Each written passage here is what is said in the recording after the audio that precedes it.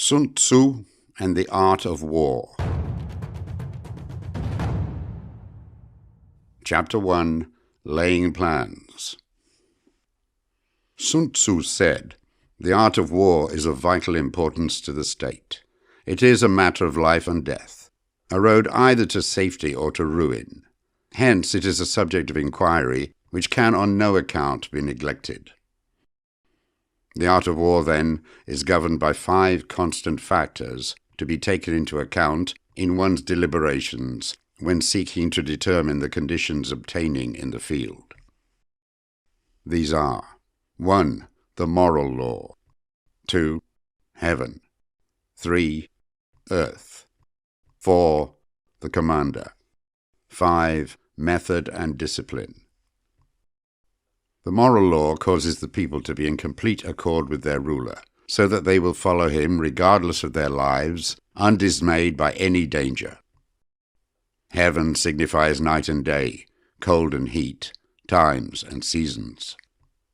Earth comprises distances, great and small, danger and security, open ground and narrow passes, the chances of life and death. The commander stands for the virtues of wisdom, sincerity, benevolence, courage, and strictness. By method and discipline are to be understood the marshalling of the army in its proper subdivisions, the graduations of rank among the officers, the maintenance of roads by which supplies may reach the army, and the control of military expenditure.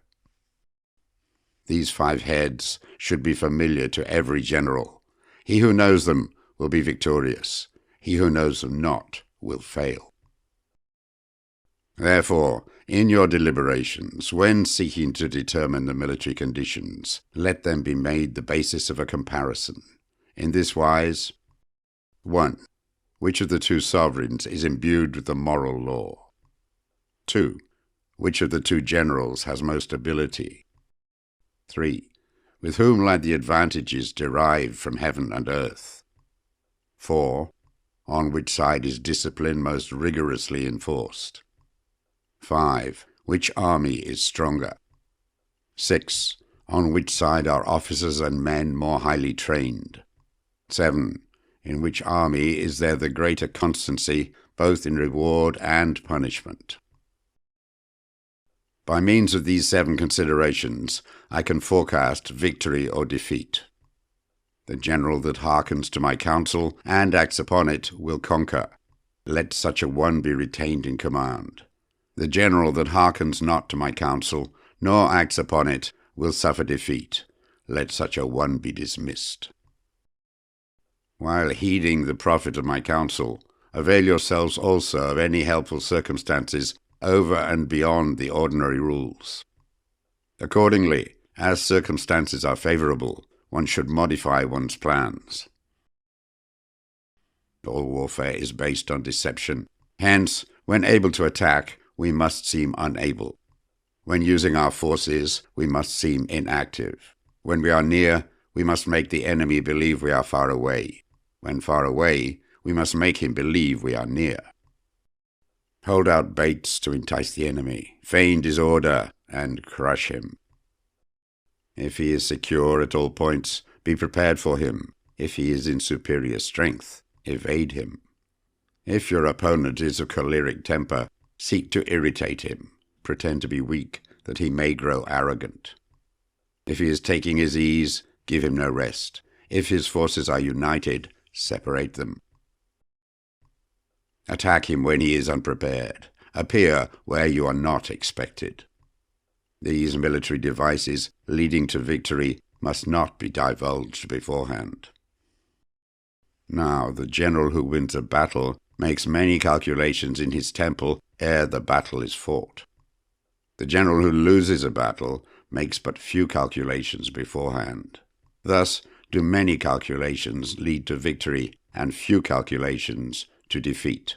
How much more no calculation at all? It is by attention to this point that I can foresee who is likely to win or lose. Chapter 2. Waging War.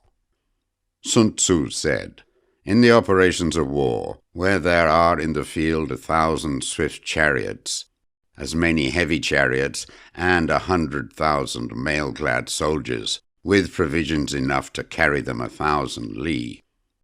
The expenditure at home and at the front, including entertainment of guests, small items such as glue and paint, and some spent on chariots and armor, will reach the total of 1,000 ounces of silver per day. Such is the cost of raising an army of 100,000 men. When you engage in actual fighting, if victory is long in coming, then men's weapons will grow dull, and their ardor will be damped. If you lay siege to a town, you will exhaust your strength. Again, if the campaign is protracted, the resources of the state will not be equal to the strain. Now, when your weapons are dulled, your ardor damped, your strength exhausted, and your treasure spent, other chieftains will spring up to take advantage of your extremity. Then no man, however wise, will be able to avert the consequences that must ensue. Thus, though we have heard of stupid haste in war, cleverness has never been seen associated with long delays. There is no instance of a country having benefited from prolonged war. It is only one who is thoroughly acquainted with the evils of war that can thoroughly understand the profitable way of carrying it on. The skillful soldier does not raise a second levy, neither are his supply wagons loaded more than twice. Bring war material with you from home, but forage on the enemy. Thus the army will have food enough for its needs. Poverty of the state exchequer causes an army to be maintained by contributions from a distance. Contributing to maintain an army at a distance causes the people to be impoverished. On the other hand, the proximity of an army causes prices to go up, and high prices cause the people's substance to be drained away. When their substance is drained away, the peasantry will be afflicted by heavy exactions. With this loss of substance and exhaustion of strength, the homes of the people will be stripped bare, and 3/10 of their income will be dissipated, while government expenses for broken chariots, worn-out horses, breastplates and helmets, bows and arrows, spears and shields, protective mantles, draft oxen and heavy wagons will amount to 4/10 of its total revenue. Hence a wise general makes a point of foraging on the enemy. 1 cartload of the enemy's provisions is equivalent to 20 of one's own, and likewise a single pickle from his provender is equal to 20 from one's own store. Now, in order to kill the enemy, our men must be roused to anger. That there may be advantage from defeating the enemy, they must have their rewards. Therefore, in chariot fighting, when 10 or more chariots have been taken, those should be rewarded who took the first. Our own flags should be substituted for those of the enemy, and the chariots mingled and used in conjunction with our own. The captured soldiers should be kindly treated and kept. This is called using the conquered foe to augment one's own strength. In war, then, let your great object be victory, not lengthy campaigns. Thus it may be known that the leader of armies is the arbiter of the people's fate, the man on whom it depends whether the nation shall be in peace or in peril. Chapter 3. Attack by Stratagem.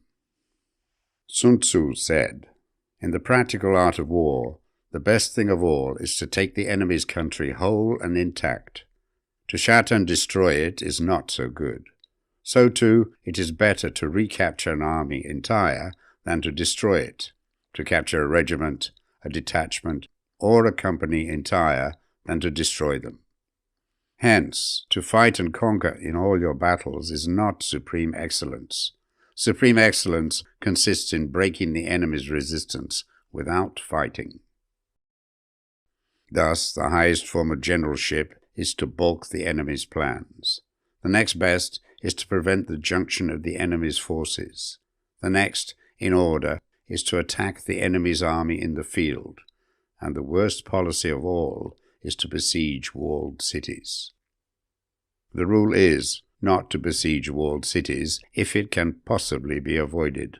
The preparation of mantlets, movable shelters, and various implements of war will take up 3 whole months, and the piling up of mounds over against the walls will take 3 months more.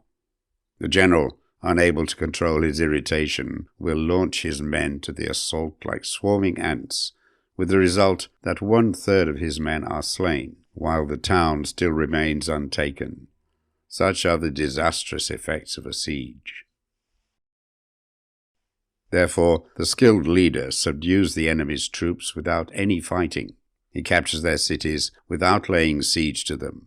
He overthrows their kingdom without lengthy operations in the field. With his forces intact, he will dispute the mastery of the empire, and thus, without losing a man, his triumph will be complete. This is the method of attacking by stratagem. It is the rule in war, if our forces are 10 to the enemy's 1, to surround him; if 5 to 1, to attack him; if twice as numerous, to divide our army into 2. If equally matched, we can offer battle; if slightly inferior in numbers, we can avoid the enemy; if quite unequal in every way, we can flee from him. Hence, though an obstinate fight may be made by a small force, in the end it must be captured by the larger force. Now, the general is the bulwark of the state. If the bulwark is complete at all points, the state will be strong. If the bulwark is defective, the state will be weak. There are 3 ways in which a ruler can bring misfortune upon his army: by commanding the army to advance or to retreat, being ignorant of the fact that it cannot obey. This is called hobbling the army. By attempting to govern an army in the same way as he administers a kingdom, being ignorant of the conditions which obtain in an army. This causes restlessness in the soldiers' minds. By employing the officers of his army without discrimination, through ignorance of the military principle of adaptation to circumstances. This shakes the confidence of the soldiers. But when the army is restless and distrustful, trouble is sure to come from the other feudal princes. This is simply bringing anarchy into the army and flinging victory away. Thus we may know that there are 5 essentials for victory. 1. He will win who knows when to fight and when not to fight. 2. He will win who knows how to handle both superior and inferior forces. 3. He will win whose army is animated by the same spirit throughout all its ranks. 4. He will win who, prepared himself, waits to take the enemy unprepared. 5. He will win who has military capacity and is not interfered with by the sovereign. Hence the saying, if you know the enemy and know yourself, you need not fear the result of 100 battles. If you know yourself, but not the enemy, for every victory gained, you will also suffer a defeat. If you know neither the enemy nor yourself, you will succumb in every battle. Chapter 4. Tactical Dispositions. Sun Tzu said, "The good fighters of old first put themselves beyond the possibility of defeat, and then waited for an opportunity of defeating the enemy." To secure ourselves against defeat lies in our own hands, but the opportunity of defeating the enemy is provided by the enemy himself. Thus, the good fighter is able to secure himself against defeat, but cannot make certain of defeating the enemy. Hence the saying, one may know how to conquer without being able to do it. Security against defeat implies defensive tactics. Ability to defeat the enemy means taking the offensive. Standing on the defensive indicates insufficient strength, attacking a superabundance of strength. The general who is skilled in defense hides in the most secret recesses of the earth. He who is skilled in attack flashes forth from the topmost heights of heaven. Thus, on one hand, we have ability to protect ourselves. On the other, a victory that is complete. To see victory only when it is within the ken of the common herd is not the acme of excellence. Neither is it the acme of excellence if you fight and conquer, and the whole empire says, "Well done." To lift an autumn hair is no sign of great strength. To see the sun and moon is no sign of sharp sight. To hear the noise of thunder is no sign of a quick ear. What the ancients called a clever fighter is one who not only wins, but excels in winning with ease. Hence his victories bring him neither reputation for wisdom nor credit for courage. He wins his battles by making no mistakes. Making no mistakes is what establishes the certainty of victory, for it means conquering an enemy that is already defeated. Hence the skillful fighter puts himself into a position which makes defeat impossible, and does not miss the moment for defeating the enemy. Thus it is that in war the victorious strategist only seeks battle after the victory has been won, whereas he who is destined to defeat first fights and afterwards looks for victory. The consummate leader cultivates the moral law and strictly adheres to method and discipline. Thus it is in his power to control success. In respect of military method, we have, firstly, measurement, secondly, estimation of quantity, thirdly, calculation, fourthly, balancing of chances, fifthly, victory. Measurement owes its existence to earth, estimation of quantity to measurement, calculation to estimation of quantity, balancing of chances to calculation, and victory to balancing of chances. A victorious army, opposed to a routed one, is as a pound's weight placed in a scale against a single grain. The onrush of a conquering force is like the bursting of pent-up waters into a chasm 1,000 fathoms deep. Chapter 5. Energy. Sun Tzu said, "The control of a large force is the same principle as the control of a few men. It is merely a question of dividing up their numbers." Fighting with a large army under your command is nowise different from fighting with a small one. It is merely a question of instituting signs and signals. To ensure that your whole host may withstand the brunt of the enemy's attack and remain unshaken, this is effected by maneuvers direct and indirect. That the impact of your army may be like a grindstone dashed against an egg, this is effected by the science of weak points and strong. In all fighting, the direct method may be used for joining battle, but indirect methods will be needed in order to secure victory. Indirect tactics, efficiently applied, are inexhaustible as heaven and earth, unending as the flow of rivers and streams. Like the sun and moon, they end, but to begin anew. Like the 4 seasons, they pass away to return once more. There are not more than 5 musical notes, yet the combinations of these 5 give rise to more melodies than can ever be heard.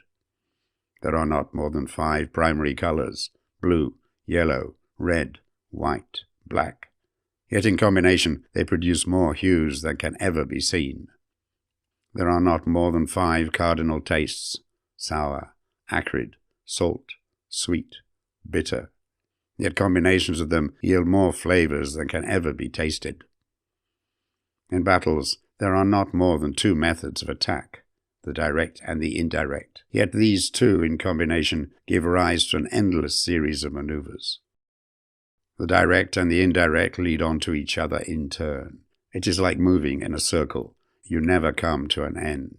Who can exhaust the possibilities of their combination? The onset of troops is like the rush of a torrent which will even roll stones along in its course.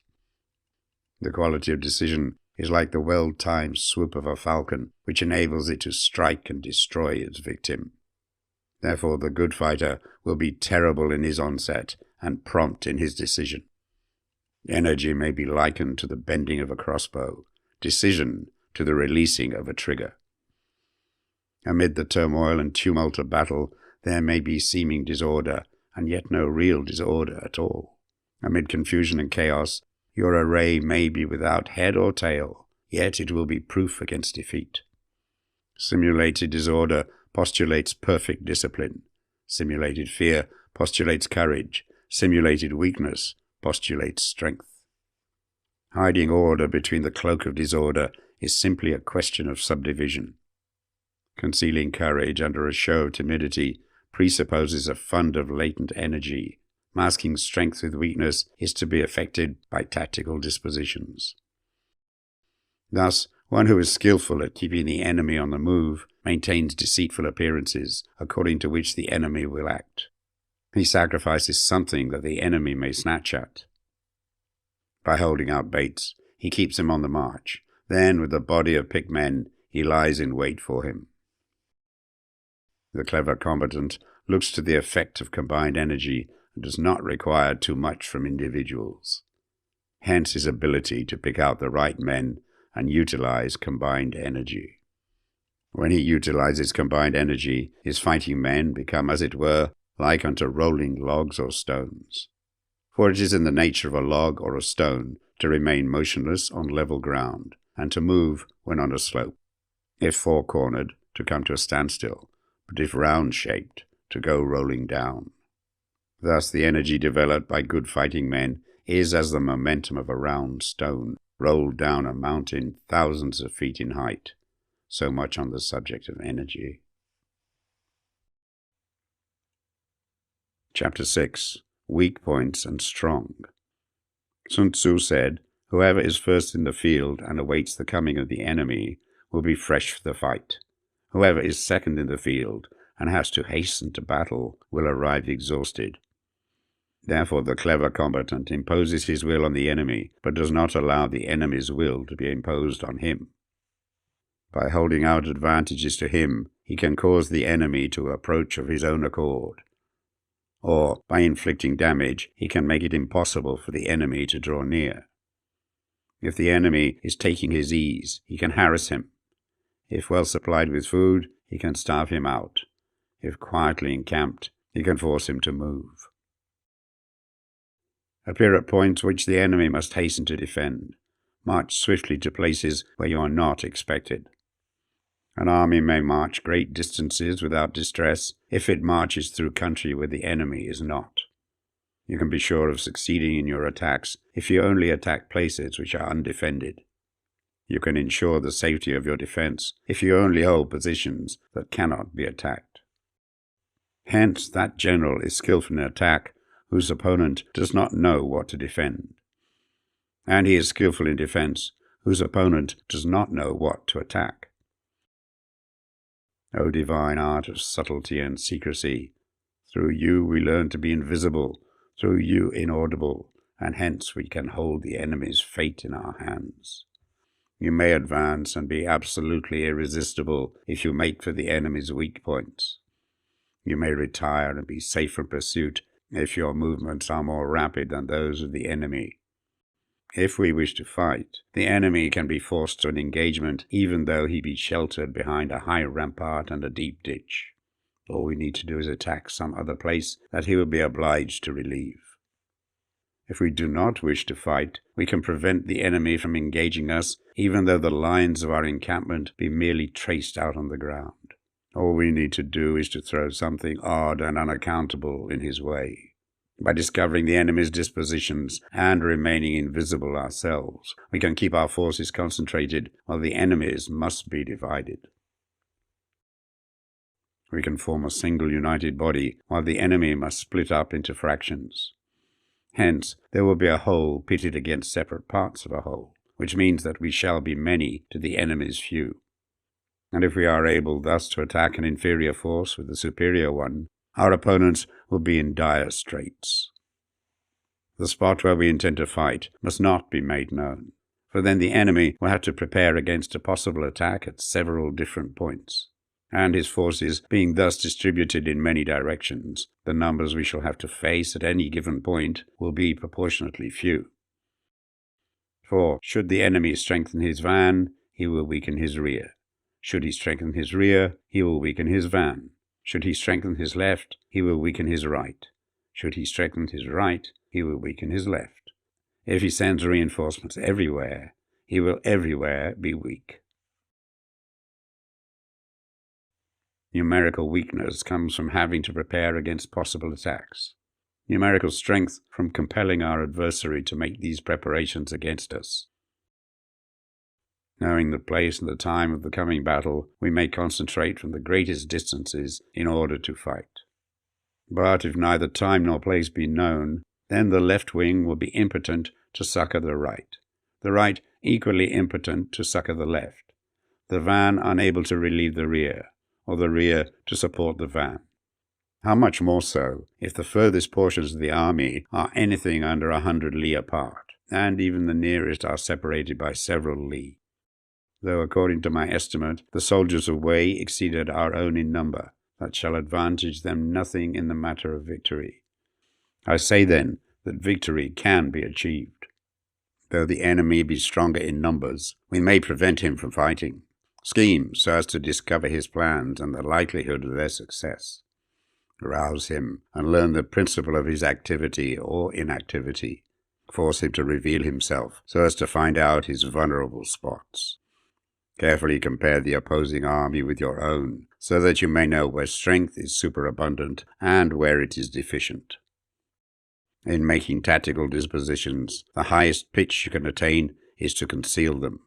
Conceal your dispositions, and you will be safe from the prying of the subtlest spies, from the machinations of the wisest brains. How victory may be produced for them out of the enemy's own tactics, that is what the multitude cannot comprehend. All men can see the tactics whereby I conquer, but what none can see is the strategy out of which victory is evolved. Do not repeat the tactics which have gained you one victory, but let your methods be regulated by the infinite variety of circumstances. Military tactics are like unto water, for water in its natural course runs away from high places and hastens downwards. So in war, the way is to avoid what is strong and to strike at what is weak. Water shapes its course according to the nature of the ground over which it flows. The soldier works out his victory in relation to the foe whom he is facing. Therefore, just as water retains no constant shape, so in warfare there are no constant conditions. He who can modify his tactics in relation to his opponent and thereby succeed in winning may be called a heaven-born captain. The 5 elements, water, fire, wood, metal, earth, are not always equally predominant. The 4 seasons make way for each other in turn. There are short days and long. The moon has its periods of waning and waxing. Chapter 7. Maneuvering. Sun Tzu said, "In war, the general receives his commands from the sovereign. Having collected an army and concentrated his forces, he must blend and harmonize the different elements thereof before pitching his camp. After that comes tactical maneuvering, than which there is nothing more difficult. The difficulty of tactical maneuvering consists in turning the devious into the direct, and misfortune into gain. Thus, to take a long and circuitous route after enticing the enemy out of the way, and those starting after him to contrive to reach the goal before him, shows knowledge of the artifice of deviation. Maneuvering with an army is advantageous, with an undisciplined multitude most dangerous. If you set a fully equipped army in march in order to snatch an advantage, the chances are that you will be too late. On the other hand, to detach a flying column for the purpose involves the sacrifice of its baggage and stores. Thus, if you order your men to roll up their buff coats and make forced marches without halting day or night, covering double the usual distance at a stretch, doing 100 li in order to wrest an advantage, the leaders of all your 3 divisions will fall into the hands of the enemy. The stronger men will be in front, the jaded ones will fall behind, and on this plan only 1/10 of your army will reach its destination. If you march 50 li in order to outmaneuver the enemy, you will lose the leader of your 1st Division, and only half your force will reach the goal. If you march 30 li with the same object, 2/3 of your army will arrive. We may take it, then, that an army without its baggage train is lost. Without provisions, it is lost. Without bases of supply, it is lost. We cannot enter into alliance until we are acquainted with the designs of our neighbours. We are not fit to lead an army on the march unless we are familiar with the face of the country, its mountains and forests, its pitfalls and precipices, its marshes and swamps. We shall be unable to turn natural advantage to account unless we make use of local guides. In war, practice dissimulation, and you will succeed. Whether to concentrate or to divide your troops must be decided by circumstances. Let your rapidity be that of the wind, your compactness that of the forest. In raiding and plundering, be like fire. Immovability is like a mountain. Let your plans be dark and impenetrable as night, and when you move, fall like a thunderbolt. When you plunder a countryside, let the spoil be divided amongst your men. When you capture new territory, cut it up into allotments for the benefit of the soldiery. Ponder and deliberate before you make a move. He will conquer who has learned the artifice of deviation. Such is the art of maneuvering. The Book of Army Management says, on the field of battle, the spoken word does not carry far enough. Hence the institution of gongs and drums. Nor can ordinary objects be seen clearly enough. Hence the institution of banners and flags. Gongs and drums, banners and flags are means whereby the ears and eyes of the host may be focused on one particular point. The host thus forming a single united body, it is impossible either for the brave to advance alone, or for the cowardly to retreat alone. This is the art of handling large masses of men. In night fighting, then, make much use of signal fires and drums, and in fighting by day of flags and banners, as a means of influencing the ears and eyes of your army. The whole army may be robbed of its spirit. A commander-in-chief may be robbed of his presence of mind. Now, a soldier's spirit is keenest in the morning. By noonday it has begun to flag, and in the evening his mind is bent only on returning to camp. A clever general, therefore, avoids an army when the spirit is keen, but attacks it when it is sluggish and inclined to return. This is the art of studying moods. Disciplined and calm, to await the appearance of disorder and hubbub amongst the enemy. This is the art of retaining self-possession. To be near the goal while the enemy is still far from it. To wait at ease while the enemy is toiling and struggling. To be well fed while the enemy is famished. This is the art of husbanding one's strength. To refrain from intercepting an enemy whose banners are in perfect order. To refrain from attacking an army drawn up in calm and confident array. This is the art of studying circumstances. It is a military axiom not to advance uphill against the enemy, nor to oppose him when he comes downhill. Do not pursue an enemy who simulates flight. Do not attack soldiers whose temper is keen. Do not swallow bait offered by the enemy. Do not interfere with an army that is returning home. When you surround an army, leave an outlet free. Do not press a desperate foe too hard. Such is the art of warfare.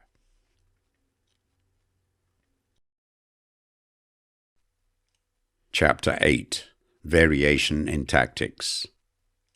Sun Tzu said, in war, the general receives his commands from the sovereign, collects his army, and concentrates his forces. When in difficult country, do not encamp. In country where high roads intersect, join hands with your allies. Do not linger in dangerously isolated positions. In hemmed-in situations, you must resort to stratagem. In desperate position, you must fight. There are roads which must not be followed, armies which must not be attacked, towns which must be besieged, positions which must not be contested, commands of the sovereign which must not be obeyed. The general who thoroughly understands the advantages that accompany variation of tactics knows how to handle his troops. The general who does not understand these may be well acquainted with the configuration of the country, yet he will not be able to turn his knowledge to practical account. So, the student of war who is unversed in the art of war of varying his plans, even though he be acquainted with the 5 advantages, will fail to make the best use of his men.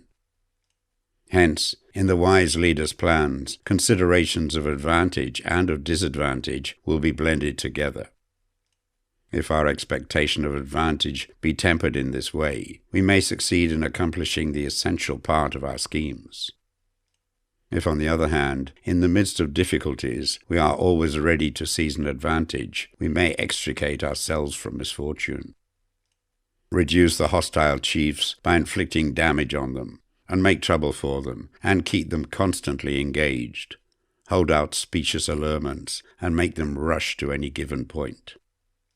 The art of war teaches us to rely not on the likelihood of the enemy's not coming, but on our own readiness to receive him, not on the chance of his not attacking, but rather on the fact that we have made our position unassailable. There are 5 dangerous faults which may affect a general. 1. Recklessness, which leads to destruction. 2. Cowardice, which leads to capture. 3. A hasty temper, which can be provoked by insults. 4. A delicacy of honor, which is sensitive to shame. 5. Over-solicitude for his men, which exposes him to worry and trouble. These are the 5 besetting sins of a general, ruinous to the conduct of war. When an army is overthrown and its leader slain, the cause will surely be found among these 5 dangerous faults. Let them be subject of meditation. Chapter 9. The Army on the March. Sun Tzu said, "We come now to the question of encamping the army and observing signs of the enemy. Pass quickly over mountains and keep in the neighborhood of valleys. Camp in high places, facing the sun. Do not climb heights in order to fight. So much for mountain warfare. After crossing a river, you should get far away from it. When an invading force crosses a river in its onward march, do not advance to meet it midstream. It will be best to let half the army get across and then deliver your attack. If you are anxious to fight, you should not go to meet the invader near a river which he has to cross. Moor your craft higher up than the enemy and facing the sun. Do not move upstream to meet the enemy. So much for river warfare. In crossing salt marshes, your sole concern should be to get over them quickly without any delay. If forced to fight in a salt marsh, you should have water and grass near you and get your back to a clump of trees. So much for operations in salt marshes. In dry, level country, take up an easily accessible position with rising ground to your right and on your rear, so that the danger may be in front and safety lie behind. So much for campaigning in flat country. These are 4 useful branches of military knowledge which enabled the Yellow Emperor to vanquish 4 several sovereigns. All armies prefer high ground to low and sunny places to dark. If you are careful with your men and camp on hard ground, the army will be free from disease of every kind, and this will spell victory. When you come to a hill or a bank, occupy the sunny side, with the slope on your right rear. Thus, you will at once act for the benefit of your soldiers and utilize the natural advantages of the ground. When, in consequence of heavy rains up country, a river which you wish to ford is swollen and flecked with foam, you must wait till it subsides.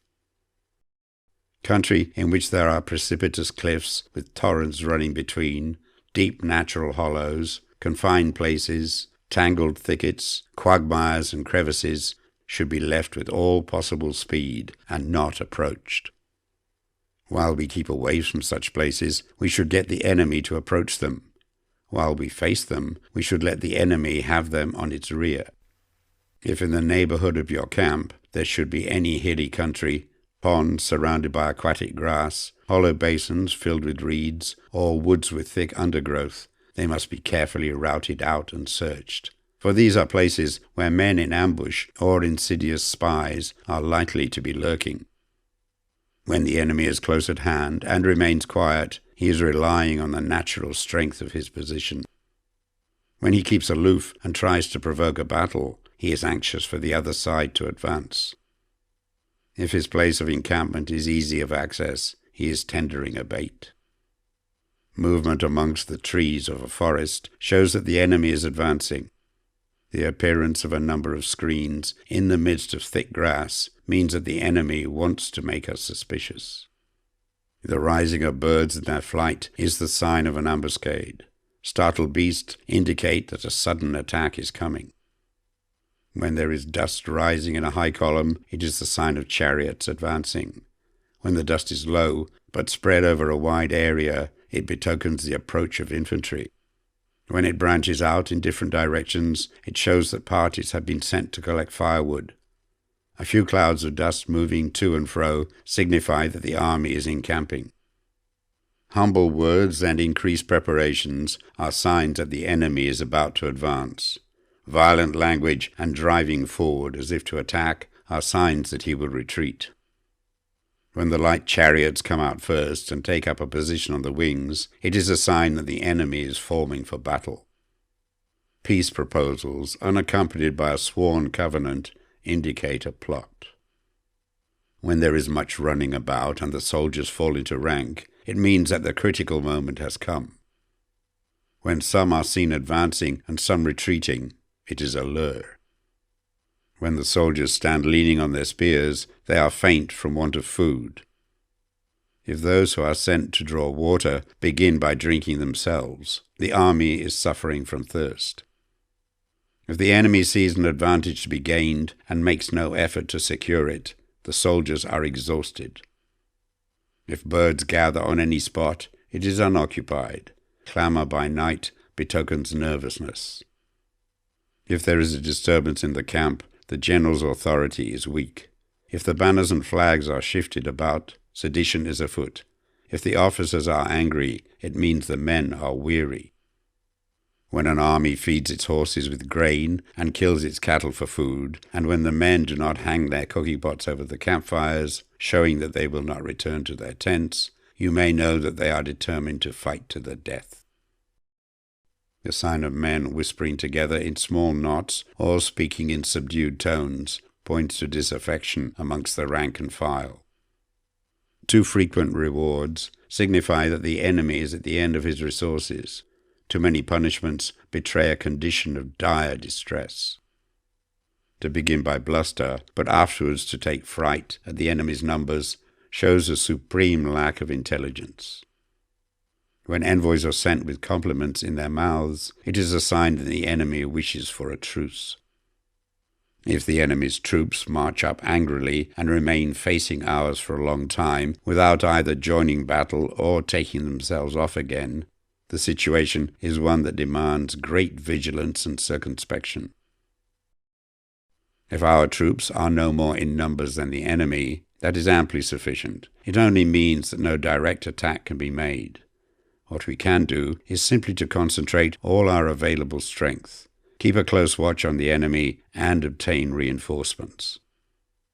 He who exercises no forethought, but makes light of his opponents, is sure to be captured by them. If soldiers are punished before they have grown attached to you, they will not prove submissive, and, unless submissive, then will be practically useless. If, when soldiers have become attached to you, punishments are not enforced, they will still be useless. Therefore, soldiers must be treated in the first instance with humanity, but kept under control by means of iron discipline. This is a certain road to victory. If in training soldiers, commands are habitually enforced, the army will be well disciplined. If not, its discipline will be bad. If a general shows confidence in his men, but always insists on his orders being obeyed, the gain will be mutual. Chapter 10. Terrain. Sun Tzu said, we may distinguish 6 kinds of terrain, to wit: 1. Accessible ground. 2. Entangling ground. 3. Temporizing ground. 4. Narrow passes. 5. Precipitous heights. 6. Positions at a great distance from the enemy. Ground which can be freely traversed by both sides is called accessible. With regard to ground of this nature, be before the enemy in occupying the raised and sunny spots, and carefully guard your line of supplies. Then you will be able to fight with advantage. Ground which can be abandoned but is hard to reoccupy is called entangling. From a position of this sort, if the enemy is unprepared, you may sally forth and defeat him. But if the enemy is prepared for your coming, and you fail to defeat him, then, return being impossible, disasters will ensue. When the position is such that neither side will gain by making the first move, it is called temporizing ground. In a position of this sort, even though the enemy should offer us an attractive bait, it will be advisable not to stir forth, but rather to retreat, thus enticing the enemy in his turn. Then, when part of his army has come out, we may deliver our attack with advantage. With regard to narrow passes, if you can occupy them first, let them be strongly garrisoned and await the advent of the enemy. Should the army forestall you in occupying a pass, do not go after him if the pass is fully garrisoned, but only if it is weakly garrisoned. With regard to precipitous heights, if you are beforehand with your adversary, you should occupy the raised and sunny spots, and there wait for him to come up. If the enemy has occupied them before you, do not follow him, but retreat and try to entice him away. If you are situated at a great distance from the enemy, and the strength of the 2 armies is equal, it is not easy to provoke a battle, and fighting will be to your disadvantage. These 6 are the principles connected with earth. The general who has attained a responsible post must be careful to study them. Now an army is exposed to 6 several calamities not arising from natural causes, but from faults for which the general is responsible. These are: 1. Flight. 2. Insubordination. 3. Collapse. 4. Ruin. 5. Disorganization. 6. Rout. Other conditions being equal, if one force is hurled against another 10 times its size, the result will be the flight of the former. When the common soldiers are too strong and their officers too weak, the result is insubordination. When the officers are too strong and the common soldiers too weak, the result is collapse. When the higher officers are angry and insubordinate, and on meeting the enemy give battle on their own account from a feeling of resentment, before the commander-in-chief can tell whether or no he is in a position to fight, the result is ruin. When the general is weak and without authority, when his orders are not clear and distinct, when there are no fixed duties assigned to officers and men, and the ranks are formed in a slovenly, haphazard manner, the result is utter disorganization. When a general, unable to estimate the enemy's strength, allows an inferior force to engage a larger one, or hurls a weak detachment against a powerful one, and neglects to place picked soldiers in the front rank, the result must be rout. There are 6 ways of courting defeat, which must be carefully noted by the general who has attained a responsible post. The natural formation of the country is the soldier's best ally, but a power of estimating the adversary, of controlling the forces of victory, and of shrewdly calculating difficulties, dangers, and distances constitutes the test of a great general. He who knows these things, and in fighting puts his knowledge into practice, will win his battles. He who knows them not, nor practices them, will surely be defeated. If fighting is sure to result in victory, then you must fight, even though the ruler forbid it. If fighting will not result in victory, then you must not fight, even at the ruler's bidding. The general who advances without coveting fame and retreats without fearing disgrace whose only thought is to protect his country and do good service for his sovereign, is the jewel of the kingdom. Regard your soldiers as your children, and they will follow you into the deepest valleys. Look upon them as your own beloved sons, and they will stand by you even unto death. If, however, you are indulgent, but unable to make your authority felt, kind-hearted, but unable to enforce your commands, and incapable, moreover, of quelling disorder, then your soldiers must be likened to spoilt children. They are useless for any practical purpose. If we know that our own men are in a condition to attack, but are unaware that the enemy is not open to attack, we have gone only halfway towards victory. If we know that the enemy is open to attack, but are unaware that our own men are not in a condition to attack, we have only gone halfway towards victory. If we know that the enemy is open to attack, and also know that our men are in a condition to attack, but are unaware that the nature of the ground makes fighting impracticable, we have still gone only halfway towards victory. Hence the experienced soldier, once in motion, is never bewildered. Once he has broken camp, he is never at a loss. Hence the saying, if you know the enemy and know yourself, your victory will not stand in doubt. If you know heaven and know earth, you may make your victory complete. Chapter 11. The 9 Situations. Sun Tzu said, "The art of war recognizes 9 varieties of ground. 1. Dispersive ground. 2. Facile ground. 3. Contentious ground. 4. Open ground. 5. Ground of intersecting highways. 6. Serious ground. 7. Difficult ground. 8. Hemmed-in ground. 9. Desperate ground." When a chieftain is fighting in his own territory, it is dispersive ground. When he has penetrated into hostile territory, but to no great distance, it is facile ground. Ground the possession of which imports great advantage to either side is contentious ground. Ground on which each side has liberty of movement is open ground. Ground which forms the key to 3 contiguous states, so that he who occupies it first has most of the empire at his command, is a ground of intersecting highways. When an army has penetrated into the heart of a hostile country, leaving a number of fortified cities in its rear, it is serious ground. Mountain forests, rugged steeps, marshes and fens, all country that is hard to traverse, this is difficult ground. Ground which is reached through narrow gorges, and from which we can only retire by tortuous paths, so that a small number of the enemy would suffice to crush a large body of our men. This is hemmed-in ground.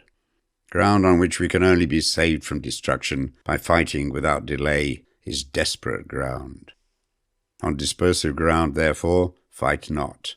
On facile ground, halt not. On contentious ground, attack not. On open ground, do not try to block the enemy's way. On the ground of intersecting highways, join hands with your allies. On serious ground, gather in plunder. In difficult ground, keep steadily on the march. On hemmed-in ground, resort to stratagem. On desperate ground, fight. Those who were called skillful leaders of old knew how to drive a wedge between the enemy's front and rear, to prevent cooperation between his large and small divisions, to hinder the good troops from rescuing the bad, the officers from rallying their men. When the enemy's men were united, they managed to keep them in disorder. When it was to their advantage, they made a forward move. When otherwise, they stopped still. If asked how to cope with a great host of the enemy in orderly array and on the point of marching to the attack, I should say, begin by seizing something which your opponent holds dear. Then he will be amenable to your will. Rapidity is the essence of war. Take advantage of the enemy's unreadiness, make your way by unexpected routes, and attack unguarded spots. The following are the principles to be observed by an invading force. The further you penetrate into a country, the greater will be the solidarity of your troops, and thus the defenders will not prevail against you. Make forays in fertile country in order to supply your army with food. Carefully study the well-being of your men and do not overtax them. Concentrate your energy and hoard your strength. Keep your army continually on the move and devise unfathomable plans. Throw your soldiers into positions whence there is no escape, and they will prefer death to flight. If they will face death, there is nothing they may not achieve. Officers and men alike will put forward their uttermost strength. Soldiers, when in desperate straits, lose the sense of fear.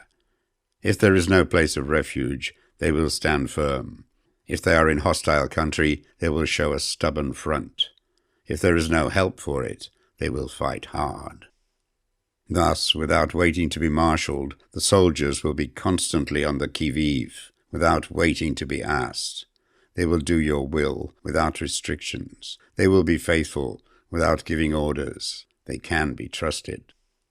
Prohibit the taking of omens, and do away with superstitious doubts. Then, until death itself comes, no calamity need be feared. If our soldiers are not overburdened with money, it is not because they have a distaste for riches.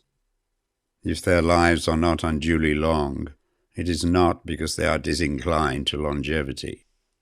On the day they are ordered out to battle, your soldiers may weep, those sitting up bedewing their garments, and those lying down letting the tears run down their cheeks.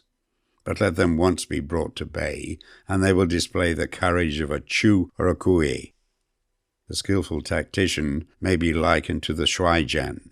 Now the shuaijian is a snake that is found in the Jiang Mountains. Strike at its head, and you will be attacked by its tail. Strike at its tail, and you will be attacked by its head. Strike at its middle, and you will be attacked by the head and tail, both. Asked if an army can be made to imitate the shuaijian, I should answer yes. For the men of Wu and the men of Yue are enemies. Yet if they are crossing a river in the same boat and are caught by a storm, they will come to each other's assistance, just as the left hand helps the right. Hence it is not enough to put one's trust in the tethering of horses and the burying of chariot wheels in the ground. The principle on which to manage an army is to set up one standard of courage which all must reach. How to make the best of both strong and weak, that is a question involving the proper use of ground.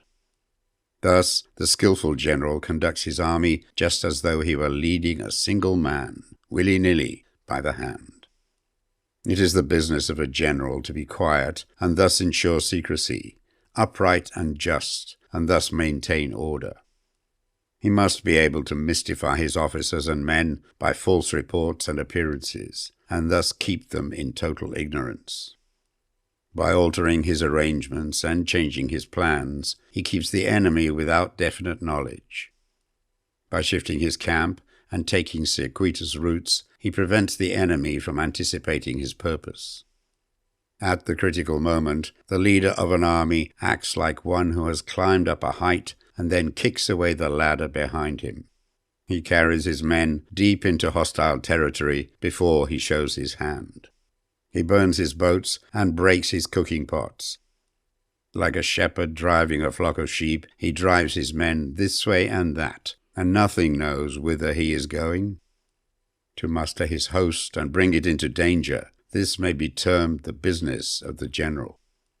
The different measures suited to the 9 varieties of ground, the expediency of aggressive or defensive tactics, and the fundamental laws of human nature, these are things that must most certainly be studied. When invading hostile territory, the general principle is that penetrating deeply brings cohesion. Penetrating but a short way means dispersion. When you leave your own country behind and take your army across neighborhood territory, you find yourself on critical ground. Where there are means of communication on all four sides, the ground is one of intersecting highways. When you penetrate deeply into a country, it is serious ground. When you penetrate but a little way, it is facile ground. When you have your enemy's strongholds on your rear and narrow passes in front, it is hemmed-in ground. When there is no place of refuge at all, it is desperate ground. Therefore, on dispersive ground, I would inspire my men with unity of purpose. On facile ground, I would see that there is close connection between all parts of my army. On contentious ground, I would hurry up my rear. On open ground, I would keep a vigilant eye on my defences. On ground of intersecting highways, I would consolidate my alliances. On serious ground, I would try to ensure a continuous stream of supplies. On difficult ground, I would keep pushing on along the road. On hemmed-in ground, I would block any way of retreat. On desperate ground, I would proclaim to my soldiers the hopelessness of saving their lives. For it is the soldier's disposition to offer an obstinate resistance when surrounded, to fight hard when he cannot help himself, and to obey promptly when he has fallen into danger. We cannot enter into alliance with the neighbouring princes until we are acquainted with their designs. We are not fit to lead an army on the march unless we are familiar with the face of the country, its mountains and forests, its pitfalls and precipices, its marshes and swamps. We shall be unable to turn natural advantages to account unless we make use of local guides. To be ignored of any one of the following 4 or 5 principles does not befit a warlike prince. When a warlike prince attacks a powerful state, his generalship shows itself in preventing the concentration of the enemy's forces. He overawes his opponents, and their allies are prevented from joining against him. Hence he does not strive to ally himself with all and sundry, nor does he foster the power of other states.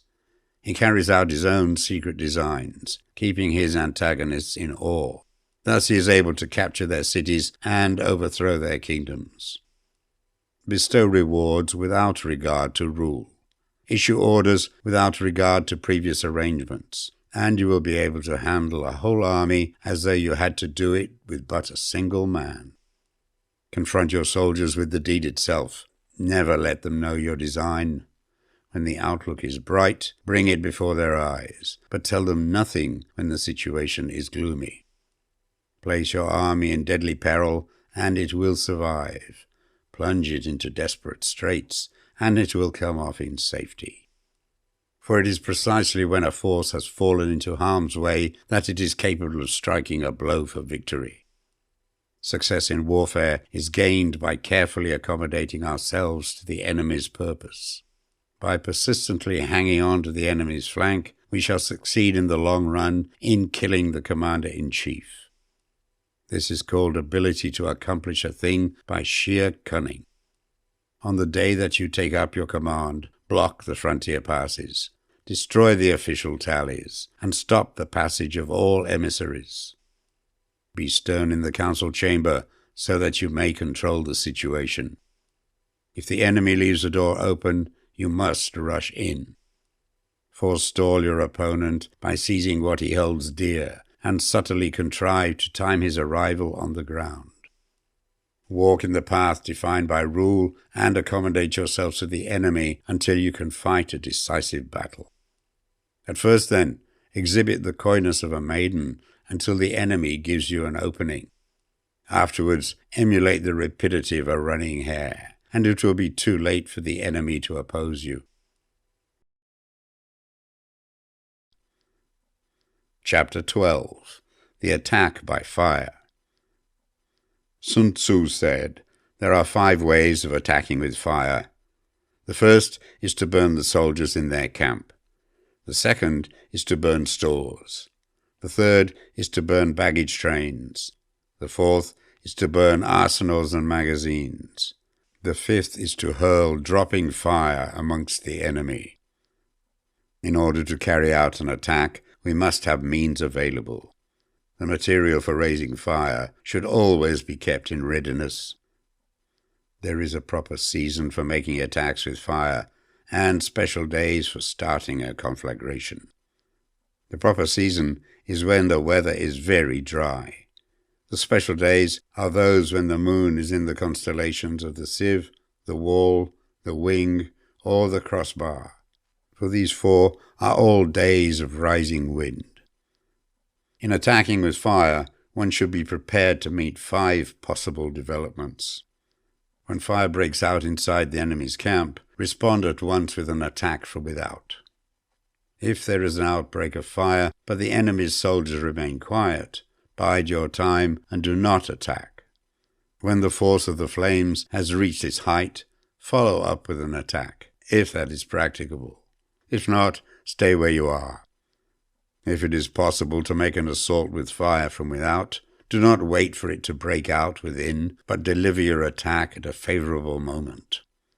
When you start a fire, be to windward of it. Do not attack from the leeward. A wind that rises in the daytime lasts long, but the night breeze soon falls.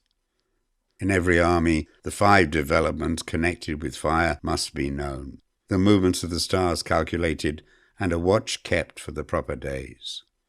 Hence, those who use fire as an aid to the attack show intelligence. Those who use water as an aid to the attack gain an accession of strength. By means of water, an enemy may be intercepted, but not robbed of all his belongings.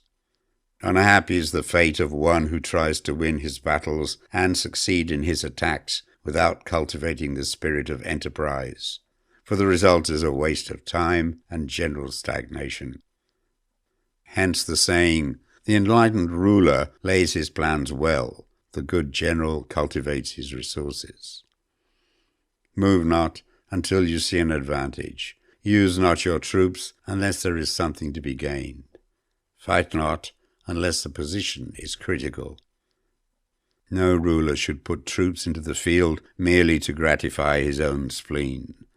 No general should fight a battle simply out of pique. If it is to your advantage, make a forward move. If not, stay where you are. Anger may in time change to gladness. Vexation may be succeeded by content. But a kingdom that has once been destroyed can never come back again into being, nor can the dead ever be brought back to life. Hence the enlightened ruler is heedful, and the good general full of caution. This is the way to keep a country at peace and an army intact. Chapter 13. The Use of Spies. Sun Tzu said, "Raising a host of 100,000 men and marching them great distances entails heavy loss on the people and a drain on the resources of the state. The daily expenditure will amount to 1,000 ounces of silver. There will be commotion at home and abroad, and men will drop down exhausted on the highways. As many as 700,000 families will be impeded in their labor. Hostile armies may face each other for years, striving for the victory which is decided in a single day. This being so, to remain in ignorance of the enemy's condition simply because one grudges the outlay of 100 ounces of silver in honors and emoluments is the height of inhumanity. One who acts thus is no leader of men, no present help to his sovereign, no master of victory. Thus, what enables the wise sovereign and the good general to strike and conquer and achieve things beyond the reach of ordinary men is foreknowledge. Now this foreknowledge cannot be elicited from spirits. It cannot be obtained inductively from experience, nor by any deductive calculation. Knowledge of the enemy's dispositions can only be obtained from other men. Hence the use of spies, of whom there are 5 classes. 1. Local spies. 2. Inward spies. 3. Converted spies. 4. Doomed spies. 5. Surviving spies. When these 5 kinds of spy are all at work, none can discover the secret system. This is called divine manipulation of the threads. It is the sovereign's most precious faculty. Having local spies means employing the services of the inhabitants of a district. Having inward spies, making use of officials of the enemy. Having converted spies, getting hold of the enemy's spies and using them for our own purposes. Having doomed spies, doing certain things openly for purposes of deception and allowing our spies to know of them and report them to the enemy. Surviving spies, finally, are those who bring back news from the enemy's camp. Hence it is that, which none in the whole army, are more intimate relations to be maintained than with spies. None should be more liberally rewarded. In no other business should greater secrecy be preserved. Spies cannot be usefully employed without a certain intuitive sagacity. They cannot be properly managed without benevolence and straightforwardness. Without subtle ingenuity of mind, one cannot make certain of the truth of their reports. Be subtle, and use your spies for every kind of business. If a secret piece of news is divulged by a spy before the time is ripe, he must be put to death, together with the man to whom the secret was told. Whether the object be to crush an army, to storm a city, or to assassinate an individual, it is always necessary to begin by finding out the names of the attendants, the aides-de-camp, and doorkeepers, and sentries of the general in command. Our spies must be commissioned to ascertain these. The enemy's spies, who have come to spy on us, must be sought out, tempted with bribes, led away, and comfortably housed. Thus they will become converted spies and available for our service. It is through the information brought by the converted spy that we are able to acquire and employ local and inward spies. It is owing to his information again that we can cause the doomed spy to carry false tidings to the enemy. Lastly, it is by his information that the surviving spy can be used on appointed occasions. The end and aim of spying, in all its 5 varieties, is knowledge of the enemy, and this knowledge can only be derived in the first instance from the converted spy. Hence it is essential that the converted spy be treated with the utmost liberality. Of old, the rise of the Yin dynasty was due to Ai Qi, who had served under the Hsia. Likewise, the rise of the Zhou dynasty was due to Liu Ya, who had served under the Yin. Hence, it is only the enlightened ruler and the wise general who will use the highest intelligence of the army for purposes of spying, and thereby they achieve great results. Spies are a most important element in warfare, because on them depends an army's ability to move.